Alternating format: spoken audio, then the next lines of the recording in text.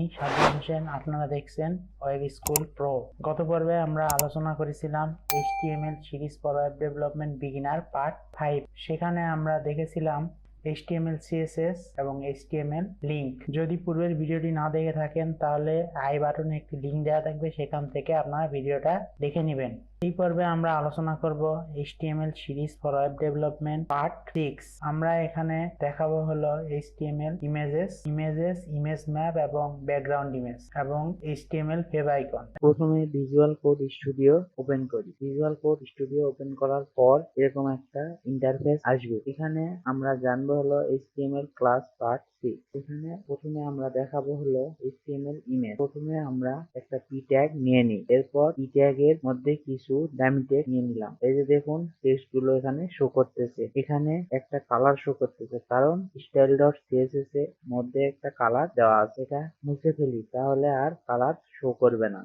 এখন যদি আমরা ইমেজ নিতে চাই তাহলে দেখুন ইমেজ নামে একটা ট্যাগ আছে। ইমেজের মধ্যে দেখুন SRE ডাবল কোটেশন ট্যাগ আছে। সকল ইমেজ গুলো আমরা আগে থেকে ইমেজ ফোল্ডারের মধ্যে নিয়ে রাখছি। এখানে লিখতে হবে হলো ইমেজেস নেম।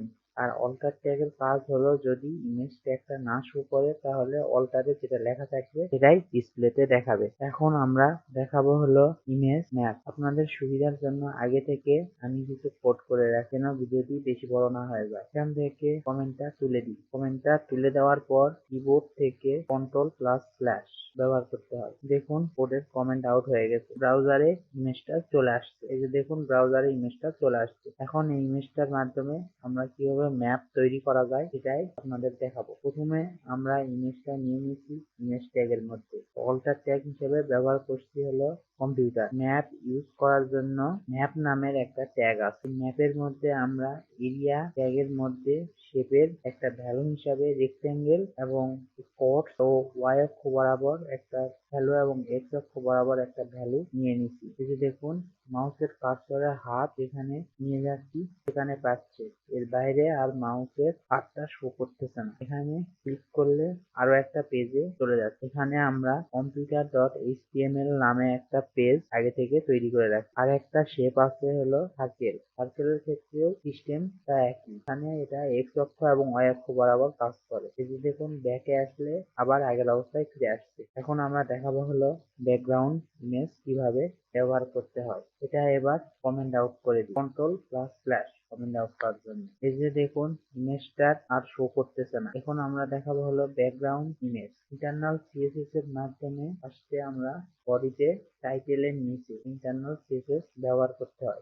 প্রথমে স্টাইল নিয়ে নিলাম, এর মধ্যে বডির মধ্যে হলো ব্যাকগ্রাউন্ড ইমেজ, তারপর ইউআরএল এর মধ্যে ইমেজের লিঙ্ক। এখানে দেখুন টেক্সট গুলো উপরে চলে আসছে আর ব্যাকগ্রাউন্ড গুলো নিচে চলে গেছে। এভাবে আমরা ব্যাকগ্রাউন্ড ইমেজ ব্যবহার করতে পারি। আপনারা আপনাদের পছন্দ মতো ইমেজ নিয়ে ব্যবহার করতে পারবেন। এটা আবার কমেন্ট আউট করে দিলাম। এখন আমরা দেখাবো হলো পিকচার ইমেজ। এর জন্য আমরা h2 ট্যাগ নিয়ে নিচ্ছি। এটা আমরা কমেন্ট আউট করে নিই। দেখুন ট্যাগ গুলো চলে আসছে এবং ইমেজ শো করতেছে না, কারণ কোর্সের নিচে ইমেজ ট্যাগ আমরা ব্যবহার করিনি। এখানে ইমেজ ট্যাগ ব্যবহার করতে হবে, না হলে ইমেজ শো করবে না। এখন দেখুন ইমেজ ট্যাগ ব্যবহারের ফলে ইমেজটা পেয়ে গেছে। এখানে মিনিমাম এবং ম্যাক্সিমাম হাইট উইডথ এর মাধ্যমে এই ইমেজ গুলো দেওয়া হয়েছে। এখান থেকে আমরা যদি ব্রাউজারটাকে ছোট করে নিয়ে আসি দেখুন, তাহলে এই মিনিমাম এবং ম্যাক্সিমাম হাইট এ যখন চলে আসছে তখন ইমেজটা চেঞ্জ হয়ে গেছে। এভাবে আমরা পিকচার ইমেজ ব্যবহার করতে পারি। এখন আমরা দেখাবো হলো ফেভাইকন কিভাবে ব্যবহার করতে হয়। এখানে